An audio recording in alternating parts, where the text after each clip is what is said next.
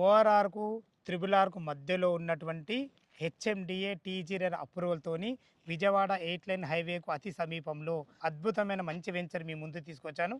నమస్కారం మేడం గారు. నమస్కారం. ఎగ్జాక్ట్లీ మనది ఏ లొకేషన్లో ఉంది, ఎన్ని ఎకరాలు, పూర్తి విషయాలు మా ఊరికి అందించండి మేడం.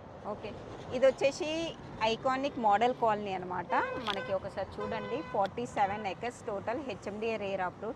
ఇది ఎక్కడ ఉంది ఎగ్జాక్ట్లీ అంటే మనకి విజయవాడ హైవే ఇప్పుడు కనబడుతుంది చూడండి. విజయవాడ హైవే 8 lanes హైవే వరకు నడుస్తుంది కూడా. మీకు హైవే నుండి ఏదైతే ఉందో వాకబుల్ డిస్టెన్స్, జస్ట్ ఇదే వాకబుల్ డిస్టెన్స్లో ఉంది.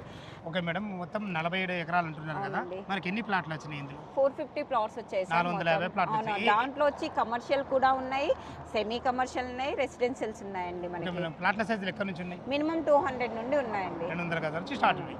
చాలా బాగుంది మేడం. హెచ్ఎండిఏ నామ్స్ ప్రకారం ఎలాంటి డెవలప్మెంట్ ఇచ్చారు? సార్ మనం హెచ్ఎండిఏ నామ్స్ ప్రకారం ఆల్రెడీ టోటల్ డెవలప్మెంట్స్ ఇచ్చాము. అసలు హెచ్ఎండి ప్రకారం అయితే మనం బీటీ రోడ్స్ ఇచ్చేవాల్సి వస్తుంది, కానీ మనం సీసీ రోడ్లు ఇచ్చాము.